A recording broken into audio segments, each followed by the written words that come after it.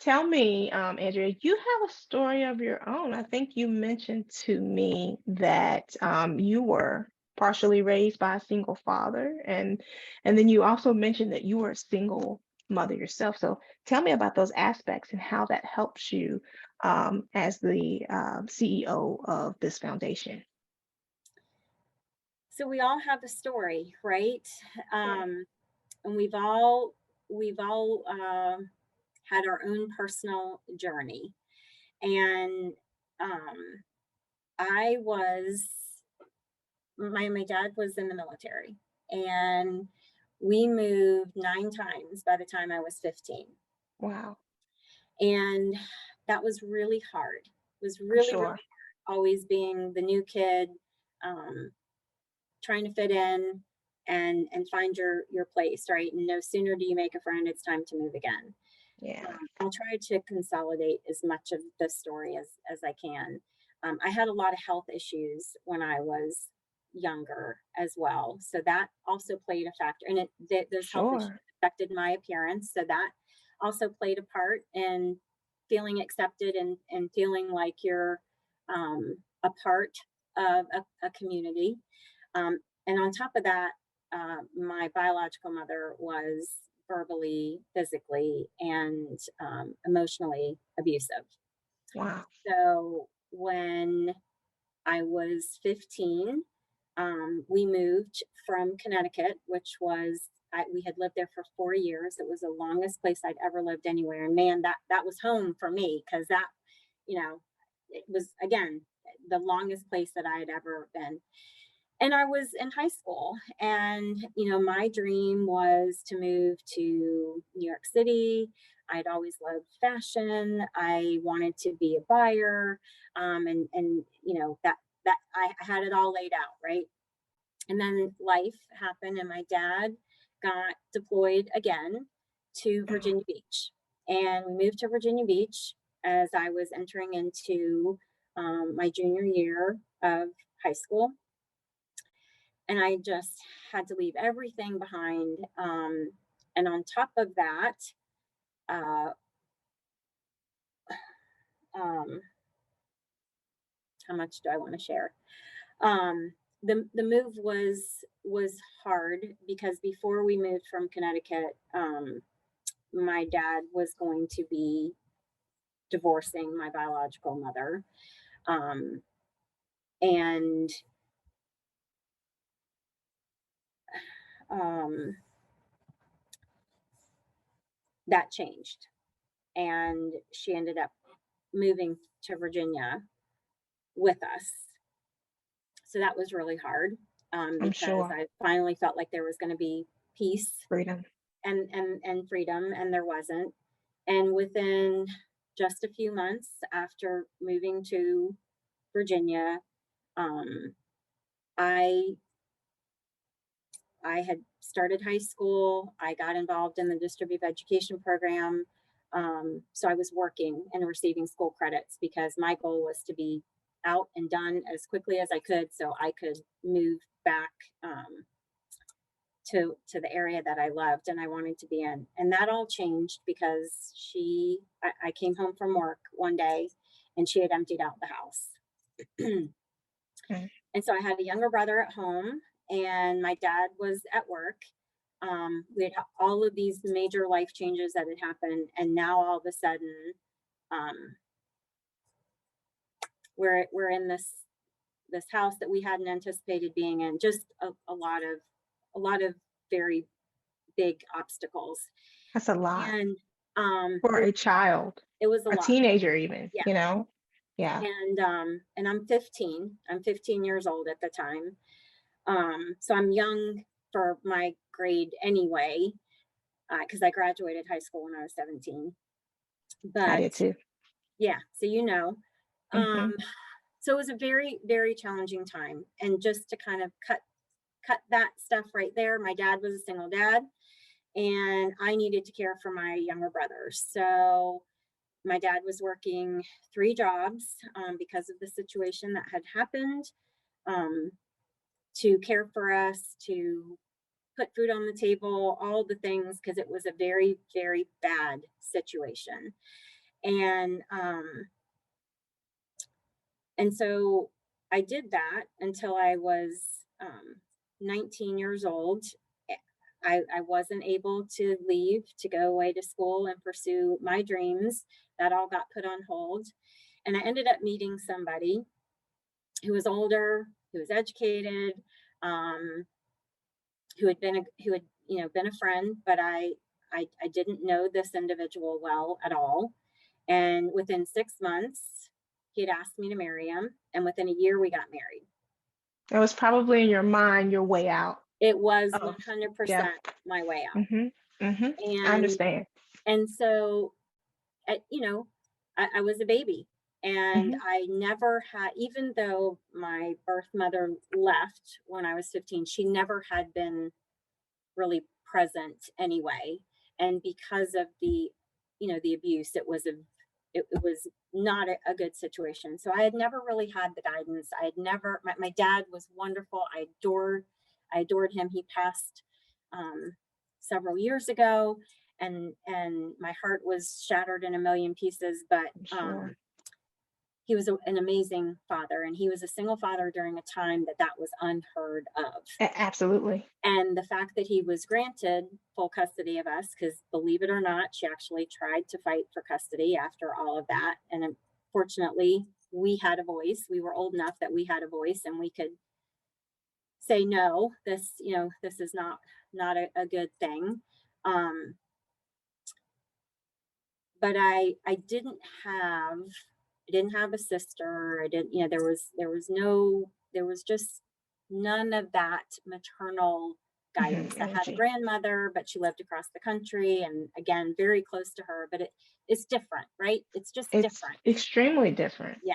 Men are And not, they can't provide us the emotional, no, you know, there's touch that nobody, we yeah, need, to you know. say, hey, you know what, you Mhm. can do this, or Mhm. it's just a very different time. I'm 57 years old, so this was, a long time ago. Um, but it helps people to understand why I made the decisions that I made, and we all make decisions that We we all do. regret, right? Mhm. Yes, And absolutely. some of the things that are handed to us in life are beyond our control, and some of them Absolutely. are due to choices that we've made. And I Mhm. made the choice to marry someone that I did not know well, and stayed in that situation for a very, very, very long time because I didn't know how to get out. And I Like a didn't, lot of people. like a I lot of Yeah, people. Yep. yeah. And Yep. so um that's that is why this work is so incredibly important, because had I known that there was a foundation that offered this type of support, I would have made some very different decisions a lot sooner. and Yeah. and that's why this is so important, that people know that we exist, because there are so many of us that are out there that are doing everything we possibly can to hold it together. Like you said, I'm working, I'm doing everything I'm supposed to do, I'm miserable, I can't make ends meet. I'm selling things in my house piece by piece. I lost it. I didn't lose everything, I didn't lose my children, but I lost everything. I lost my I home, I understand. lost everything. And you have to recognize, because I think for so many of us, Megan, we get caught up in, oh, this is our home, and this is where my children have grown up, and I don't want to take this away, but you're taking so much more away from them if you're leaving, if you're staying in a toxic relationship, right? And what that Agreed. does to you, and what that does to your children. Children are resilient. Yes, it's going to be hard, and yet, but all they really want is to know that they're loved, and that it's going to be okay, and you'll figure it out together, whatever that okay is going to be. But find your source of support, and find your strength and your worth, to know that you deserve better, and Yes. that you can do it. I talk about this all the time when I'm speaking, that 8 years ago, that's all it was. Yeah, it's Eight not years far. ago, I was in a totally different position and trying to figure out how the heck I was going to stand on my own. Because I had been told for years, you're never going to be able to do Never. this. Mhm. And I believed it because it had been, just Drilled in your head. drilled in my head over and over and over again. And I did. I started with nothing. Um, but my children, and my children gave me the strength to get up and do what I needed to do. And you talk about a God moment, and the God moment was when Ford Foundation was introduced to me. For everything that I had been through, that was the purpose, Full was circle. because it brought me full circle and allowed me an opportunity to be the support to other parents that are going through similar circumstances that I went through, and to show them their worth, to show them that there is a tribe behind them, to show them there is support available, and that it will get better. It will. And as long as you're just moving forward, one step at a time, it doesn't matter the size of the step. As long as you get up and you do it every day, it doesn't matter the speed, forward is forward. Oh, I love that. So, three things, I think, if I can remember all the things. One, please don't ever feel ashamed for your story because one plus one always equals two. So the reason, one of the probably good reasons why, not only did you stay in that situation because that was your norm. The same experience that you had with your mom, you were reliving just with another individual. And so it Exactly. takes courage and strength to break that cycle, but you broke that cycle. Yep. And that's all that matters in the end. So please don't ever feel ashamed of your story or why you did what you did, because all that matters at the end of the day is where you got to, in the place that you are now and the example that you are to so many. This is why I love storytelling, because I love to be able to, um, especially stories of triumph, empowerment, and hope, to give other people who are in the same situation that you were in that hope and that courage to be able to step out and do what you did. And the other thing I love about this, and I hope you don't take offense to it at all, because this is coming from nothing but love and a good place. But I love the fact that not that you experienced the trials that you did, but no one can understand your circumstance better than someone who has lived it and been through it. So the women and the men, the people that you're helping, you are such a perfect candidate for this position because you have the perspective from both a man and a woman's perspective. You Yep. know, you lived it being raised by a single father, but then you also experienced by becoming a single mother. And what I love about this is that you represent a different faith. You represent a different perspective. You represent, because one of the things I always say is, because I think sometimes as single parents, I've said this before in other interviews, is that people, um, like you said earlier, they're going to judge you. They're going to talk about you Right. no matter what, right? That's right. But there's such a negative stigma that comes with being a single parent. Yes, and especially a single mother, like the and Yeah. I'm sorry, I don't mean to interrupt you, but No, I'm glad. I Please. wanted to touch on this because when Hmm. you said it earlier, I wanted to say this. There is such a stigma to a single parent, specifically a single mother, because automatically, where does our brain go? Oh, a teenager who got pregnant, who made a bad Yes. choice. She was doing something she wasn't supposed to do. Yeah. No, yes, that happens. But Hmm. there, we are talking all walks of life, all Yes. colors, Yes. all demographic. I mean, Yeah. you have career professionals that have Yes. something has happened that this has become a part of their life, and you look at them and you would think, oh, they're fine, they don't And need they any got it help. all together. Right. And it's not true. And It's and not. we become magicians, and I speak from experience in projecting that all is well, Yes. because that's our job, right? Like, Mhm. we can handle it. We're the fixers.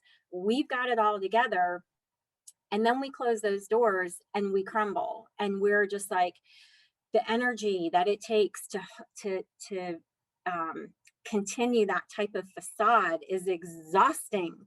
Yes. And it's not real. And so Mm-mm. people need to understand that your neighbor, your coworker, the person who's sitting next to you in your place of worship, your family Yes. member, we are all, like, you are surrounded by Mhm. individuals that are going through this and aren't talking about it. So you need Mhm. to be the eyes and ears. You need to be the support that says, "Hey, is there anything that I could do to help?" Or, "Are you in need of support? And I know of somebody that, an organization that might be able to help you." Because people like us don't talk about it, and we Mm-mm. need to, and we Yes. need to. And that's why I have felt that it's time for me to share my personal story. And because typically what I'll hear when I'm talking about it is, "Oh, I can feel your passion. You're so passionate about what you do." Yes, I am, because I've lived it. Lived And it. Exactly. and like you said, from both sides, from seeing the challenges that I saw my father go through at a time when, no, there just weren't any single dads out They there. I weren't. mean, maybe My if you hat were a goes off to widow. him. Yeah. Mhm. um but but dads are doing an amazing job out there too, and it's hard. And the support that they need sometimes overlaps the support that moms need, but Agreed. sometimes it's very different. Agreed. Because you want to talk about pride, and you want to talk about the how hard it is for us as women to ask for help. Imagine for the dads, because here Yeah. you are, you're a man, you've got it, right? You're strong, you don't need any help, it's all good. Not true. And you want to talk about the feelings of isolation and the feelings of feeling overwhelmed, Same. and you know who do I, Mhm. if you're a single dad to a daughter, and you you need to fix her hair, or Yeah. you need to talk about, that period of time that comes monthly, and how do I support her through that. I mean, or just general questions that typically, um I'm not saying dads can't do it whatsoever, because they No. Yeah. can, and my dad did a great job with it, but it's different coming from a man.